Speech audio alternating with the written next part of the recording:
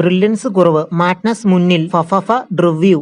നിങ്ങൾ ആദ്യമായിട്ടാണ് ഈ ചാനൽ കാണുന്നത്, ഒന്ന് സബ്സ്ക്രൈബ് ചെയ്ത് ബെല്ലൈക്കൺ അമർത്തുക. തിരക്കഥ, കഥ, ബ്രില്യൻസ്, ലോജിക്ക്, അങ്ങനെ സിനിമയുടെ മികവിന്റെ മാനദണ്ഡങ്ങൾ മാറ്റിവെച്ച ഒരു മുഴുനീള എന്റർടൈനറാണ് ഫഫബ എന്ന പുതിയ ദിലീപ് ചിത്രം. നായകനും സഹതാരങ്ങളും അതിഥി താരങ്ങളും ഉൾപ്പെടെ എല്ലാവരുടെയും കംപ്ലീറ്റ് അഴിഞ്ഞാട്ടം, സ്പൂഫും മാസും കോമഡിയും ഒപ്പം സമാസമം ചേർത്ത് ഒരുക്കിയ സിനിമ. സംസ്ഥാനത്തെ മുഴുവൻ വിറപ്പിച്ച വട്ടന്റെ കഥയാണ് ചിത്രം പറയുന്നത്. അയാളുടെ ഭ്രാന്തമായ സാഹസിക ലോകത്തേക്കുള്ള യാത്രയ്ക്കു പ്രേക്ഷകനെയും കൂട്ടിക്കൊണ്ടുപോകുന്നു. നായക കഥാപാത്രത്തിന് പേര് തന്നെ സാധാരണക്കാരൻ എന്നാണ്. സിനിമയിലുടനീളം അയാളുടെ യഥാർത്ഥ പേര് പറയുന്നില്ല. കുട്ടിക്കാലത്ത് അയാളുടെ ജീവിതത്തിൽ നടന്ന ഒരു സംഭവവും അത് എങ്ങനെ ചെറുപ്പക്കാരന്റെ ജീവിതം മാറ്റിമറിച്ചു എന്നതുമാണ് കഥയുടെ പ്ലോട്ട്. ലോജിക്ക് ഇല്ലാത്ത കഥയും കഥാപരിസരവും ആദ്യം പ്രേക്ഷകന് ദഹിക്കാൻ കുറച്ച് ബുദ്ധിമുട്ടുണ്ടാവുമെങ്കിലും പിന്നീട് സിനിമയുടെ മൂഡിലേക്ക് കാഴ്ചക്കാരനും മാറും. ചിറകൊടിഞ്ഞ കിനാവുകൾ പോലെ സ്പൂഫ് സിനിമകൾ മലയാളത്തിൽ ഉണ്ടായിട്ടുണ്ടെങ്കിലും സ്പൂഫ് മാസ് എന്റർടൈനർ ഗണത്തിൽപ്പെടുന്ന സിനിമ ഇത് ആദ്യമായിട്ടാകും. സ്പൂഫ് സീനുകൾ പെട്ടെന്ന് കണക്ട് ആവുന്നതാണ്. സോന സോന എന്ന പാട്ടിനകത്തേക്കുള്ള ആക്ഷൻ സീൻ മികച്ച ഇന്റർവെൽ പഞ്ച് നൽകുന്നതാണ്. പഴത്തൊലിയിൽ വീണ് ഭിത്തിയിൽ പോയി ഇടിക്കുന്ന ആ പഴയ കോമഡി ക്ലീഷകളെ പുറത്തെറിഞ്ഞാണ്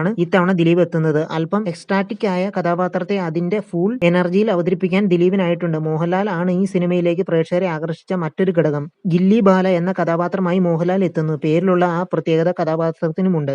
ആരാധകർ ആഘോഷിക്കാൻ വേണ്ട മീശ പിരിക്കലും മുണ്ടുമടക്കി കുത്തലും ഉണ്ട്. മുണ്ടു പറിച്ചടിയുമായി ഫുൾ പാക്കേജ് തന്നെ ചിത്രത്തിൽ ഒരുക്കിയിരിക്കുന്നു. മോഹൻലാൽ ദിലീപ് കോംബോ രംഗങ്ങൾ സിനിമയിൽ നന്നായി തന്നെ ഉപയോഗിക്കാൻ സംവിധായകന് കഴിഞ്ഞു. സമൂഹ മാധ്യമങ്ങളിൽ ഏറെ ട്രോൾ ഏറ്റുവാങ്ങിയ ഷാൻ റഹ്മാന്റെ പാട്ട് തിയേറ്ററിൽ എത്തിയപ്പോൾ ചൂട് വയ്ക്കാനുള്ള വക നൽകുന്നുണ്ട്. മോഹൻലാൽ, ദിലീപ്, വിനീത് ശ്രീനിവാസൻ, ബൈജു സന്തോഷ്, സലീം കുമാർ അടക്കമുള്ള താരങ്ങളുടെ ഹൈ എനർജി പെർഫോമൻസ് ആണ് സിനിമയുടെ ഹൈലൈറ്റ്. അത് ഞാൻ പിന്നെ പറയാം. ഗോപി സുന്ദറിന്റെ തിരിച്ചുവരവാണ് പറയാവുന്ന തരത്തിലുള്ള BGM ആണ് സിനിമയുടേത്. കലാഭവൻ മണിയുടെ ബ്ലോക്ക് ബസ്റ്റർ സോങ് ആയ സോന സോനയുടെ പ്ലേസ്മെന്റും കൃത്യം. തിരക്കഥയ്ക്ക് സിനിമയിൽ കാര്യമായൊന്നും ചെയ്യാനില്ല. CS അമുതന്റെ കോമഡി പാരഡി പടം തമിഴ് പടത്തിനു സമാനമായ ശൈലിയിലുള്ള നരേഷൻ സ്റ്റൈൽ ആണ് ഉദ്ദേശിച്ചതെന്ന് തോന്നുന്നു. പക്ഷെ സ്പൂഫിലും സെൽഫ് ട്രോളിലും മാത്രം ഒതുങ്ങിപ്പോകുന്ന കഥയാണ് സിനിമയുടേത്. തിരക്കഥയെക്കുറിച്ച് കൂടുതലൊന്നും പറയാനില്ല. വിനീതിന്റെയും ധ്യാനിന്റെയും അസിസ്റ്റന്റ് ആയി പ്രവർത്തിച്ച ധനഞ്ജയയുടെ ആദ്യ സിനിമ നോ ലോജിക് ഓൺലി മാഡ്നസ് എന്ന ടാഗ്ലൈനോടുകൂടി 100% നീതി പുലർത്തുന്ന മേക്കിംഗ്. കഥ ഇല്ലെങ്കിൽ പോലും 2.5 മണിക്കൂർ സിനിമയെ എൻഗേജ് ചെയ്ത് നിർത്താൻ ധനഞ്ജയ്ക്ക് കഴിഞ്ഞിട്ടുണ്ട്. മോഹൻലാൽ ഉൾപ്പെടെയുള്ള താരങ്ങൾ പറയുന്ന സെൽ റോളുകൾ